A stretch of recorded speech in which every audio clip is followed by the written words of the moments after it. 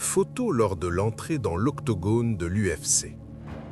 Le 18 octobre 2025, un combat de la soirée UFC opposant Brendan Allen à Ryanir Dieter à Vancouver est devenu viral sur Internet. Mais pas à cause du combat lui-même. Ce qui a vraiment attiré l'attention de tous s'est produit lors de l'entrée de Brendan. Quelques personnes seulement ont remarqué que, alors qu'il se dirigeait vers l'octogone, un spectateur a brièvement montré son téléphone à la caméra, laissant apparaître ce qui semblait être une image très troublante. Beaucoup ont pensé qu'il s'agissait de la photo d'un corps sans vie étendu sur le sol. Ce qui rendait cet incident déjà inquiétant encore plus perturbant, c'est que lorsque la caméra a légèrement changé d'angle, on a pu voir la personne tenant le téléphone. Elle portait un masque de lutte inspiré des luchadors, probablement pour dissimuler son identité, tout en regardant directement la caméra avec un sourire inquiétant, presque psychotique. Ce qui pose la question, quelle était cette image ? Et pourquoi l'a-t-il montrée à la télévision, en direct, devant des millions de spectateurs ?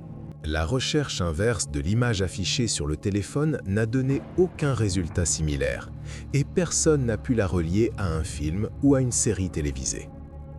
En d'autres termes, il est probable que la personne portant le masque de luchador ait pris la photo elle-même. À en juger par ce que l'on peut voir, l'explication la plus inquiétante qui vient à l'esprit est que cet homme aurait tué la personne figurant sur la photo. Celle-ci semblait présenter de lourdes ecchymoses, notamment des yeux au beurre noir et peut-être la bouche ensanglantée. Même si elle était encore en vie, elle semblait en grave danger, possiblement après avoir été enlevée par l'agresseur. Et bien que cela puisse sembler absurde au premier abord, il s'agit d'une possibilité réelle à envisager. L'histoire regorge de tueurs en série qui recherchent l'attention et la reconnaissance, laissant volontairement derrière eux des indices pour devenir célèbres. Peut-être que ce meurtrier en particulier pensait que montrer son crime à la télévision était le meilleur moyen d'attirer l'attention. Avec la viralité et les discussions en ligne, il a assurément atteint cet objectif. De façon similaire, il pourrait aussi s'agir d'une situation d'enlèvement avec demande de rançon, où cette mise en scène visait à prouver publiquement que la victime était toujours vivante pour sa famille, surtout que l'envoi direct de la photo aurait risqué de permettre aux forces de l'ordre de remonter jusqu'au ravisseur. Cela dit, il existe quelques théories plus innocentes qui ont probablement dissuadé les autorités d'ouvrir une véritable enquête. Certains ont suggéré qu'il ne s'agissait rien de plus qu'une blague, comme l'a spéculé un utilisateur sur Reddit. Pour moi, on dirait un jeune homme d'âge universitaire allongé sur le sol d'une salle de bain avec du maquillage sur le visage. Il pourrait s'agir d'un type qui s'est tellement saoulé que ses amis ont décidé de s'amuser avec lui en lui dessinant des traits ou en lui mettant du maquillage, puis ont pris une photo. L'un d'eux aurait même voulu l'humilier davantage en montrant cette image à l'UFC, sachant que les caméras allaient la diffuser. Il est également possible qu'il s'agisse d'une tentative délibérée de créer un canular effrayant, surtout que cela s'est produit relativement près d'Halloween. Recadrer uniquement le téléphone et éclaircir l'image la fait également paraître un peu plus comme une photo ordinaire. Certains soutiennent qu'on dirait maintenant simplement un homme en train de bronzer sur une chaise longue à l'extérieur avec une piscine en arrière-plan. Mais pourquoi quelqu'un serait-il motivé à montrer ce genre d'image si elle était vraiment innocente ? En fin de compte, toutes ces théories ne sont que des suppositions, et un nombre incalculable de scénarios pourraient expliquer cette situation, qu'ils soient innocents ou inquiétants. Comme l'identité de cet homme n'a jamais été révélée, nous ne saurons probablement jamais la vérité. Enterrée vivante au Brésil en janvier 2018. Une Brésilienne de 37 ans nommée Rosângela Almeida vaquait à ses occupations lorsqu'elle s'est soudainement effondrée sans raison apparente. Elle a été transportée d'urgence à l'hôpital, où les médecins ont constaté qu'elle avait subi 2 arrêts cardiaques. Elle était dans un état critique et est finalement décédée le 28 janvier, après avoir lutté pour sa vie pendant quelques jours en soins intensifs.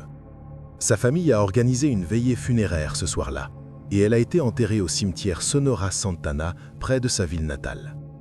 Ses restes ont été placés dans un cercueil en bois, lui-même scellé dans un tombeau en béton solide. Perdre quelqu'un à un si jeune âge a été dévastateur pour sa famille, et surtout pour sa mère. Ce qu'aucun d'eux ne savait cependant, c'est que leur chagrin allait prendre une tournure sombre et tragique. En effet, le jour suivant l'enterrement, des habitants vivant à côté du cimetière ont commencé à entendre des bruits provenant des tombes.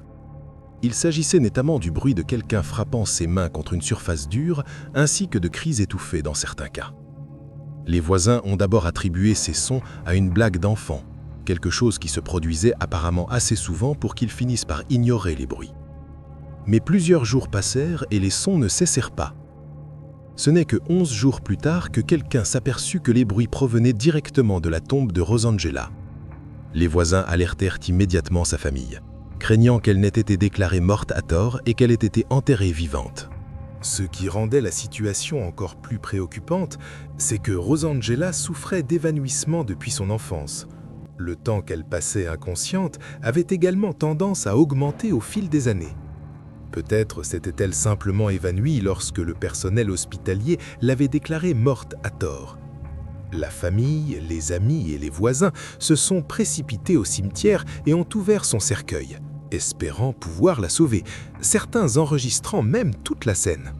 Malheureusement, Rosangela ne montrait aucun signe de vie. Cependant, les personnes qui ont touché son corps ont affirmé qu'elle était encore légèrement chaude au toucher, ce qui laisse entendre qu'elle avait été vivante jusqu'à très récemment. Des rapports ultérieurs ont également indiqué que les clous du cercueil étaient plus lâches que lorsqu'elle avait été enterrée, et que des blessures sur ses poignets ainsi que des traces de sang à l'intérieur du cercueil étaient apparues, alors qu'elles n'étaient pas présentes auparavant. Même les morceaux de coton placés dans son nez et ses oreilles avaient été déplacés. Le plus important, selon les témoins, était qu'elle ne semblait pas suffisamment décomposée pour quelqu'un déclaré mort 11 jours plus tôt. Après l'exhumation du cercueil, Rosangela a été transportée dans un hôpital à proximité où elle a été officiellement déclarée morte pour la seconde fois et réenterrée. La question que tout le monde se posait était néanmoins de savoir si elle avait été enterrée vivante la première fois. Sa famille, et particulièrement sa mère, en étaient convaincus. Les témoignages d'autres personnes semblaient corroborer cette conclusion, un voisin déclarant notamment « Il y avait plus de 500 personnes qui sont venues ici et ont rempli le cimetière. Tout le monde est allé voir, beaucoup ont touché son pied et tout le monde a pu constater qu'elle était encore chaude, elle n'était pas froide. » Aujourd'hui encore, il existe d'innombrables histoires vraies de personnes tragiquement enterrées vivantes par accident, beaucoup finissant par mourir dans leur cercueil avant de pouvoir être secourus. Et bien que la grande majorité de ces récits remontent à une époque où la médecine moderne n'existait pas, des erreurs continuent de se produire de nos jours. Il y a seulement quelques années, une Chinoise a été déclarée morte et envoyée à la maison funéraire avant que l'on découvre qu'elle était encore vivante. Ainsi, l'idée que la même chose ait pu arriver à Rosangela restait une possibilité réelle, surtout si l'on considère les évanouissements qu'elle avait subis toute sa vie. Cependant, malgré tous les témoignages et les preuves supposées, tant les médecins que les enquêteurs sont restés catégoriques, elle était bien décédée avant son enterrement. Dans une déclaration aux médias, le médecin a expliqué qu'elle se trouvait déjà dans un état grave et irréversible à son arrivée à l'hôpital. Elle avait ensuite été placée sous une surveillance intensive afin de contrôler ses signes vitaux de très près. Il n'y avait donc aucun moyen qu'il ait pu la déclarer morte à tort dans de telles conditions. Quant à la décomposition plus lente de son corps, elle a été expliquée par le fait qu'elle avait reçu des antibiotiques puissants pendant son séjour à l'hôpital. Mais ces explications n'ont pas convaincu la mère de Rosangela, dévastée à l'idée que sa fille ait pu endurer plusieurs jours de souffrance enterrée dans son cercueil. L'affaire est également devenue un sujet majeur dans les médias brésiliens, beaucoup accusant même la police de ne pas avoir mené une enquête sérieuse afin de protéger l'hôpital et les médecins. Alors, que s'est-il réellement passé? Rosangela a-t-elle vraiment été enterrée vivante? D'après tout ce que j'ai pu trouver, cela semble peu probable. Par exemple, de nombreuses personnes ont rapporté que son corps était chaud au toucher après l'ouverture du cercueil, ce qui suggérerait qu'elle avait été vivante jusqu'à très récemment. Cependant, même en supposant qu'elle ait été enterrée vivante, il est impossible qu'elle ait pu survivre 11 jours complets dans le tombeau sans air suffisant. Pour aller dans le sens de l'hypothèse, imaginons qu'il y ait un trou quelque part dans le tombeau assez grand pour laisser passer de l'air frais. Même dans ce cas, il serait pratiquement impossible de rester en vie aussi longtemps, sans eau, tout en criant et en frappant sur le cercueil. D'ailleurs, les enquêteurs ont également affirmé qu'ils n'avaient trouvé personne ayant personnellement entendu les bruits, laissant entendre qu'il ne s'agissait que de rumeurs. Cela dit, certains détails entourant l'affaire, comme les rapports de blessures au poignet et les traces de sang, restent flous et ne permettent pas de tirer de conclusions définitives. Que Rosangela ait été enterrée vivante ou non demeure donc incertain, et il est probable que la vérité ne soit jamais connue.